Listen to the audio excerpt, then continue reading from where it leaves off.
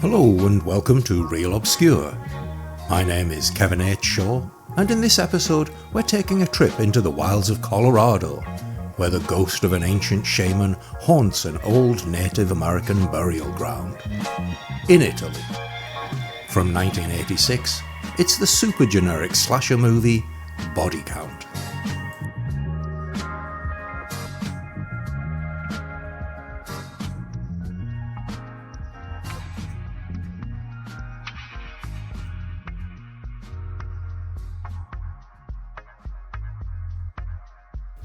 Body Count was directed by Ruggero Diadato. Deodato was a writer and director whose early works included a mix of fantasy and police thrillers. He rose to prominence in 1980, however, with the release of the notorious Cannibal Holocaust.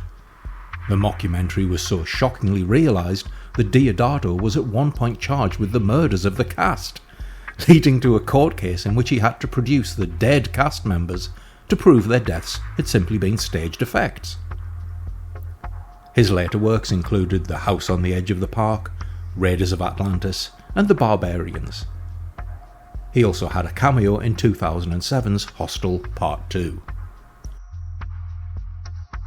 Now from that resume, I think it's safe to say that Deodato is a cult director. And if you know anything about cult directors, you'll know that generally they fall into one of two camps. They're either great cult directors, whose works are always cutting edge and have their own voice or mood that garners them praise from fans and critics alike, or they're slot merchants who grind out cash-ins and cheap rip-offs of other movies and whose work gains an audience and following for reasons the director never really intended, i.e. terrible performances, nonsensical plots, and inept production. I think you can probably guess which camp Deodato falls into. Deodato wrote the screenplay with Alessandro Capone, who was originally slated to direct. There were also on-set rewrites being handled by Dodano Sacchetti. He'd previously worked on numerous highly successful movies for both Mario Bava and Lucio Fulci, including A Bay of Blood, Cat o' Nine Tails, The Beyond, and more. As for the cast, Bruce Penhall plays the movie's male lead, Dave. Penhall is a former motorcycle speedway champion who later transitioned into acting. As well as appearing in the final season of NBC's drama Chips, he's probably most famous among cult movie fans for his role as Bruce Christian in Andy Sidaris' Triple B movies, including Savage Beach, Do or Die, and Fit to Kill. He later returned to the world of Triple B movies as Chris Cannon in Enemy Gold and The Dallas Connection, both of which were directed by Sidaris' son, Christian.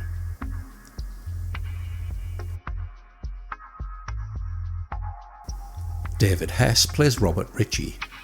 A former songwriter who co-wrote a number of songs for Elvis Presley, he rose to acting fame through his appearances in such movies as The Last House on the Left, the aforementioned The House on the Edge of the Park, and Swamp Thing. He continued to record music and also produced a number of films, including Uli Lommel's Zombie Nation, which, as Wikipedia notes, despite its title, only 6 zombies appear in the entire movie.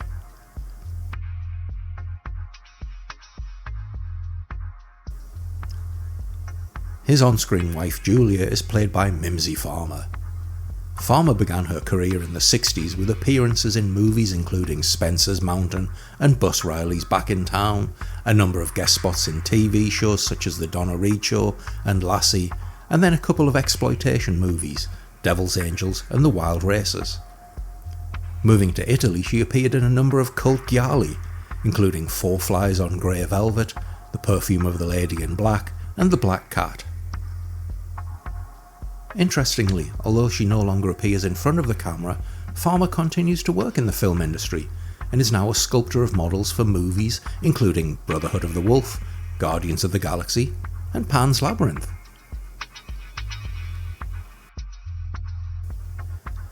The role of Charlie the Sheriff is played by Charles Napier. Napier is probably best known for his roles in Russ Meyer movies, including Cherry, Harry and Raquel, Beyond the Valley of the Dolls, and Super Vixen, but was a go-to character actor with a string of appearances in movies including Rambo First Blood Part 2, The Blues Brothers, The Silence of the Lambs, and 2 of the Austin Powers movies. He also appeared in countless TV shows, but it was his appearance as Adam in Star Trek's The Way to Eden that truly solidified his status as a cult actor. Now we'll come back to the rest of the cast as they're introduced, because most of them are generally here just to be killed. Sorry, spoilers.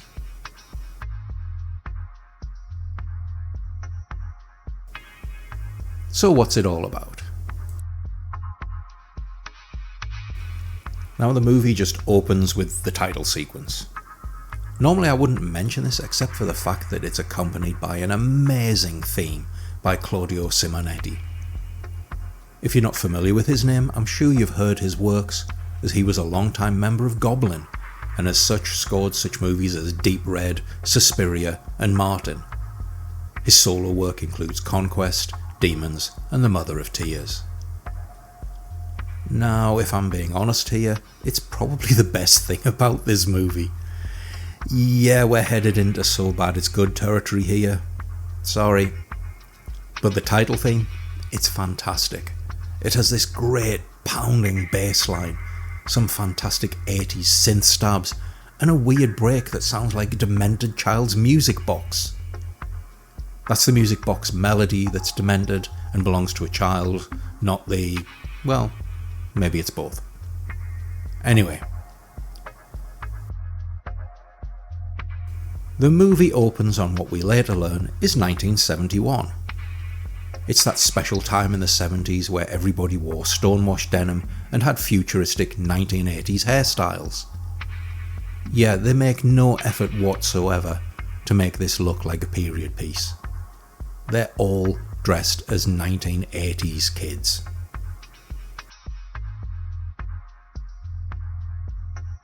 We're introduced to Bob and Pamela. Bob plays for the high school basketball team and is dating Pamela, but is annoyed because Pamela's ex, Tom, is talking to her. Tom, however, is now dating Rose, the daughter of the team's doctor, Dr. Olsen, played by John Steiner. Steiner appeared in a number of movies in Italy, including Shock, Tenebrae, Salon Kitty, Caligula and Paprika, the last 3 for the famed director Tinto Brass. Rose asks her father if she can go to the campsite with Tom for a few hours, and he reluctantly agrees. Now, one thing I do want to mention is the dubbing on this movie. I'm pretty sure the female characters are all voiced by the same actor, and they have this horrible, very twee, childish delivery of every single line. We cut to the campsite, where Julia, Mimsy Farmer, tells her husband Robert, David Hess, that the campsite they run used to be an old Indian burial ground. Yes, it's that old trope. Although I'm not sure how it used to be a burial site, unless they moved all of the bodies. Oh, and she also says there's an old medicine man who cursed his tribe and would keep their spirits prisoner there. I don't know, just go with it.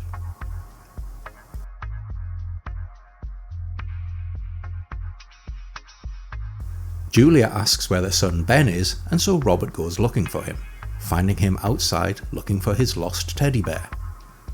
Now watch this teddy bear because it's important for some reason. I don't know. We then cut to Tom and Rose, who've been, shall we say, busy in a tent on the campgrounds, and after an unfunny, maybe lost something in translation conversation about marriage. Yep, get used to that, this movie has a lot of nonsensical filler dialogue. Rose goes outside. There's another cut to the parked sheriff's car. A figure in a sheriff's uniform walks toward the Ritchie house, and then we see the interior, intercut with 2 figures making love and a pan across to a sinisterly framed machete in the kitchen. Like I say, just go with it. We find Rose wandering through the woods, and somehow she has what we assume to be Ben's teddy bear. Now I'm guessing there was a scene here where she finds it, but no. We just see her with it and it just randomly appears throughout the movie. It's like kind of some stuffed psychopomp. Every time you see the bear, you know somebody is going to die. So Rose finds the sheriff's car and then hears the sound of a twig breaking. Thinking at first it's Tom playing a trick, she's shocked to see a figure with long hair and glowing red eyes peering at her through the woods. She takes refuge in the cruiser only to see the machete stab through the seat from behind. After a protracted chase sequence, she is slain by the mysterious attacker, while Tom wanders about trying to find her. He discovers her dead body, but when he turns her over, he's shocked to see it's the old shaman in a gingham shirt and stonewash miniskirt. Anyway, the shaman kills him, and as the camera pans upward, we see the face of Ben, who has witnessed everything.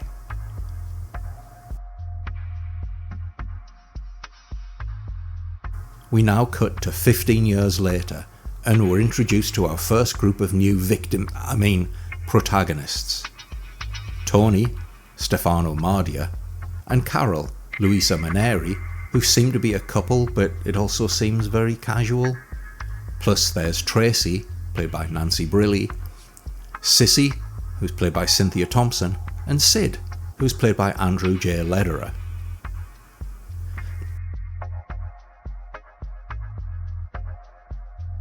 Now, Sid is the classic 1980s comedy character. He's overweight, horny, and accident-prone. He's played by Andrew J. Lederer, a former stand-up comic, who interestingly also appeared in an episode of Chips, as well as having guest spots in TV shows such as Fame and Family Ties. I'm really not sure though what happened with this script, especially given Lederer was a comedy scriptwriter, but get used to hear Sid just mumbling incoherently about completely random things for the duration of this movie. It's just so weird how alien the dialogue is in this movie. I understand it was written by somebody speaking English as a second language, but it's also just so odd that none of the native English speakers offered to fix it. Or maybe they did and Deodato just ignored them. But even so, the conversations are so odd. There's an exchange between Sissy and Sid about the cold weather, ovaries and abortions, for example, and it's just utter nonsense. It's like noise just to fill the scenes with something.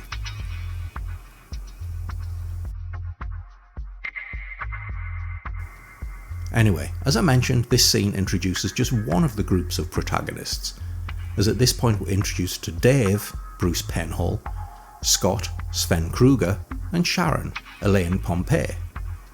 Penhall gets to show off his motorcycling prowess as he rides his off-road bike to the camp, while Scott and Sharon drive, listening to a song about a 15-year-old beauty queen.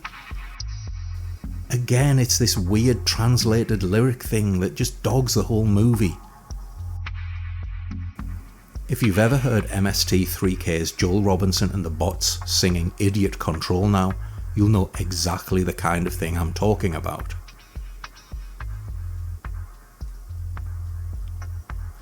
We cut back to victim party number 1, and they pull over to offer a ride to a soldier we learn is the now adult Ben, of Lost Teddy Bear fame from the movie's opening. Both Sissy and Tracy seem quite taken with Ben, who's played by Nicola Farron. He explains he is heading home and suggests they come to the campsite owned by his parents. And so the two parties arrive at the campsite simultaneously. Robert is unhappy about the situation, but his wife welcomes them and they're allowed to stay. However, the campsite is far from the paradise the campers believe it to be, as one by one they begin to disappear, falling victim to the mysterious shaman. But is there more to it than a simple curse?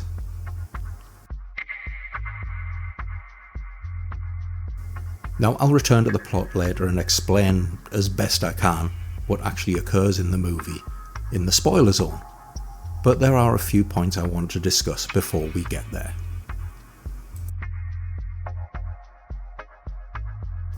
As I mentioned in the introduction, the movie is set in Colorado, but was actually filmed in Italy, in the Abruzzi region of southern Italy.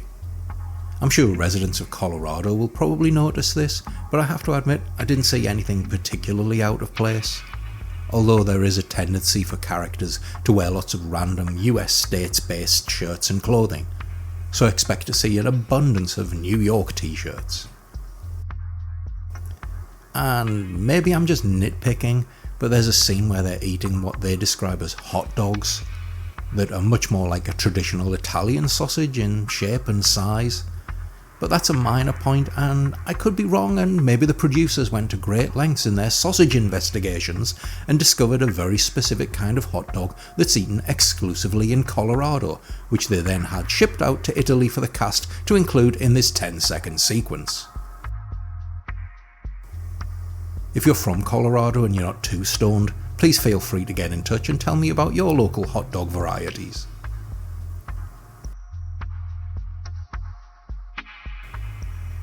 So anyway, the movie sets up a variety of characters to be picked off one by a mysterious murderer. You see, although there's a legend of an old medicine man, who we have to accept exists, given his appearance in the prologue, the movie also attempts to pull off a whodunit. We have scenes showing us characters being suspiciously absent or elsewhere, and there's a recurring thing with this bloody teddy bear that's supposed to somehow indicate who the killer is, yet is a complete red herring. We're left trying to piece together whether the movie is about this mysterious undead shaman or a killer passing themselves off as this character, when the reality is, spoiler, both, for some reason. It's like the writers wanted to have their cake and eat it. Let's have a scary old shaman wandering about and make it a supernatural monster movie. But also let's make it a murder mystery. It almost feels like the latter is shoehorned in and was added during production, as the clues it gives as to who the killer is really don't work. And when the final reveal comes, well, it's kind of one of the worst bits of hand-waving I've ever seen in a movie.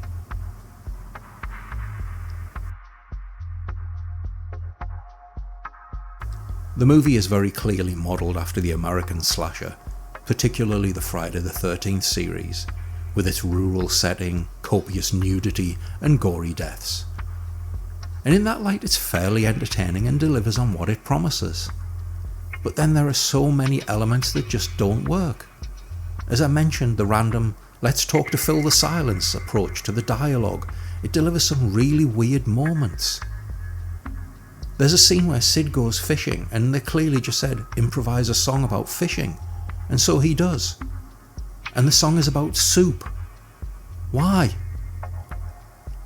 Similarly, there's lots of flirty sex talk, because apparently everybody in this movie just wants to sleep with everybody else, and usually does. But again, it's not like human interaction, and it just comes off as bizarre and surreal, and not in a good way. And at the centre of it all is a campsite bathhouse that's fallen into complete disrepair. It's filthy, overgrown with weeds and creepers, and half the windows are smashed. It doesn't have lights or power, and so presumably the water is cold. But it seems every time a female character is bored, they go there and take a shower. I get it's adding the expected nudity I get that they're adding the expected nudity a slasher from the 80s would always include, but it's just so implausible to think how somebody would look at this place, with its dirty tiles, broken glass, and hanging vines, and go, you know what? I'm gonna strip off, take a freezing cold shower in a dirty cubicle, and then wander around naked in this filthy, disgusting hovel. Add to this a bizarre dream sequence included solely to have some shocks, flashbacks that reveal more about the earlier deaths at the camp, and a group of people who really don't seem too worried when their friends begin to vanish, and you'll understand why this movie's plot is just such utter nonsense. It's clear that the movie was being rewritten and thrown together on set, as it just makes no sense. but for all the utter, complete bollocksness of this movie, it's actually a really fun watch. Don't try to figure any of it out, it makes no sense, even the bits that do make sense. Because this weird double layer of mystery and monster movie makes for a narrative that can't resolve the two, and makes no effort to. You're left wondering in some cases whether it's the ghost of the shaman or the killer dressed up as the shaman who is responsible for what you're seeing, and the script really doesn't care.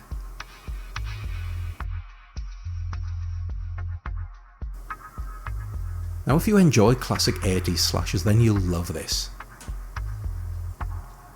It's got a bunch of nudity, both female and male, which is actually quite progressive of it, some decent gore effects, bad 80s fashion, and some decently executed scenes of tension. Don't expect it to make much sense, and stop trying to figure out what's going on, as you'll just get annoyed by the so-called resolution. Just relax, sit back, and enjoy it for what it is. A steaming great pile of fun nonsense.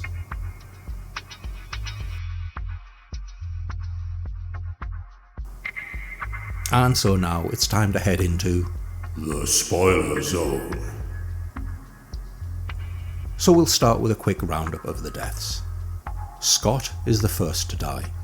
He and Sharon go kayaking and then decide to climb a nearby mountain. As he reaches the pinnacle, Scott sees the shaman standing above him and then tumbles to his death, an event so traumatic that his hair changes colour and length as he falls. Sharon flees in terror and finds her way to the bathhouse. Inside, she finds Ben's lost teddy bear, and then is slain by an attacker hiding behind a mirror. Meanwhile, we discover Sheriff Charlie and Ben's mother Julia have been having an affair since Ben was a child. This is an important plot point, or at least would be if the movie actually did commit to a real story. Deputy Ted, played by Ivan Rasimov of Planet of the Vampires, The Strange Vice of Mrs. Ward, The Man from Deep River and All the Colours of the Dark fame, meets with Dr. Olson from the prologue when Scott is found alive but in a critical condition. Olson explains how there were multiple murders at the campsite and were then treated to a flashback of Bob and Pamela's deaths, which have supernatural elements to them and so were obviously the work of the shaman. We cut back to find Tracy doing some terrible aerobics, and then she decides to go take a shower in the nasty bathhouse. She's followed by a mysterious figure, but we discover it's Tony when he shows up to admire her boobs. The two then have a romantic interlude, despite Tony being in a relationship with Carol, but that's okay because she's off on a romantic bike ride with Dave. Anyway, Tony and Tracy discover a hidden room in the bathhouse filled with pickled body parts in jars. The shaman attacks Tracy and then chases down Tony.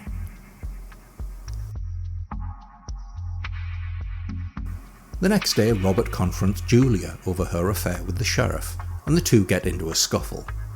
Julia defends herself and strikes Robert in the head with an ornament, maybe?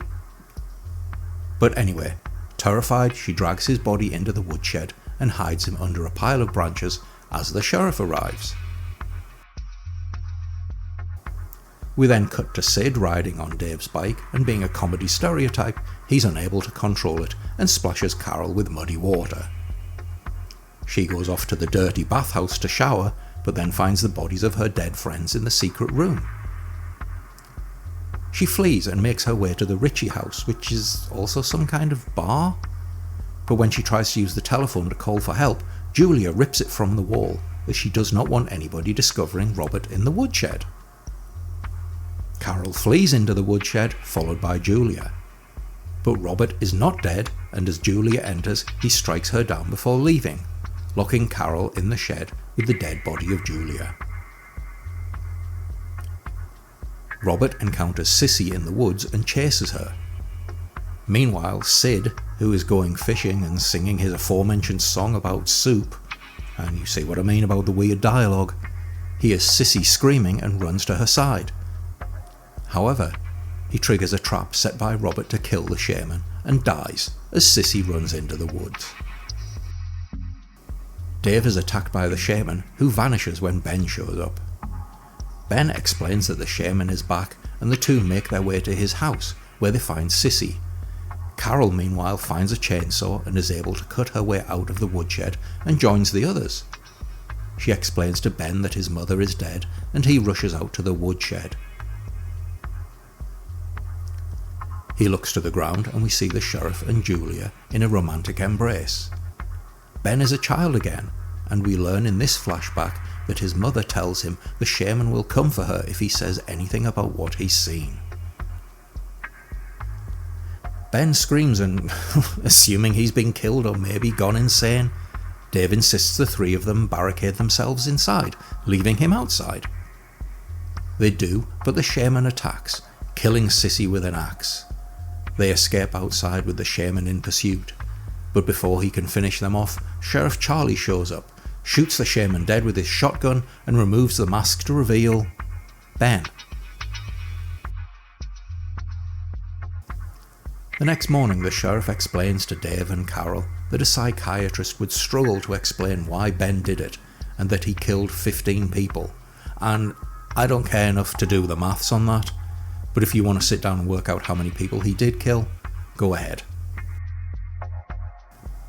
When Carol asks if he killed that girl all that time ago, the sheriff replies cryptically that no, he didn't, but he knew who did, adding by way of explanation, so that and the curse of the Indian shaman probably did the rest.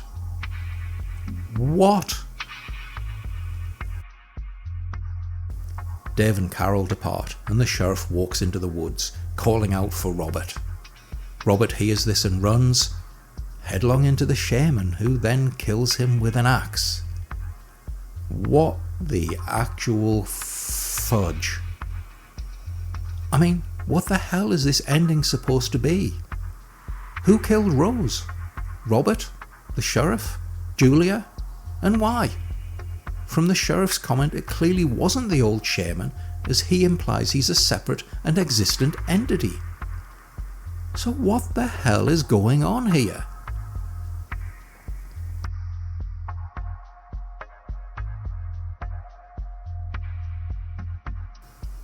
Like I say, by trying to make two plots into a single movie, the writers left themselves with an utter mess. The idea of the second killer gives them complete carte blanche with the structure of the so-called mystery. So because of this, Ben can be present when murders are occurring, and it will be fine if he was using the old shaman as a cover, like an episode of Scooby-Doo. Just with boobs and blood. But the fact that the sheriff says Ben knew who killed Rose and the others blows this idea out of the water, doesn't it? I mean, look, if you've seen this movie and figured out what's going on, then please let me know, because I am completely lost at this point.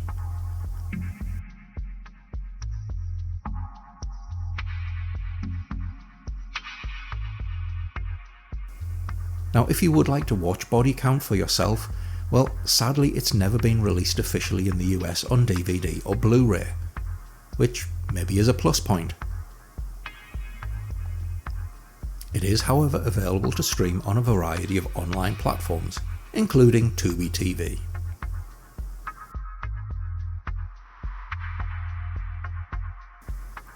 Anyway, in summary, pros, blood, nudity, great score, decent effects. Cons, nonsensical plot, completely random dialogue, terrible continuity. So if you want to see what Friday the 13th would look like if it was made by 6 different people, speaking 6 different languages, who all had their own ideas on what should happen, got to put those ideas in there, and then just added tons of nudity and a random killer, then this is definitely the movie for you.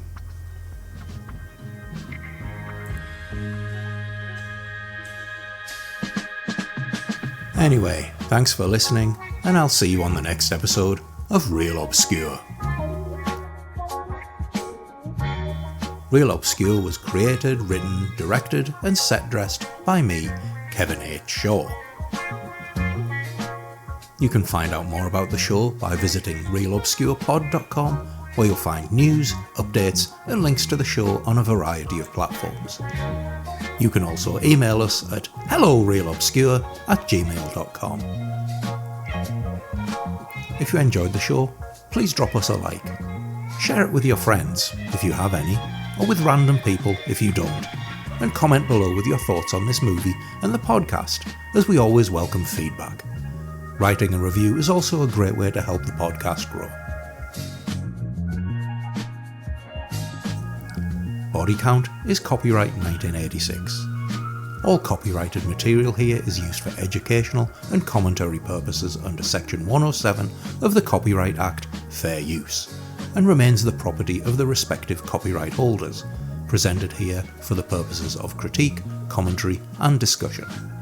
No copyright infringement is intended, so please don't sue us.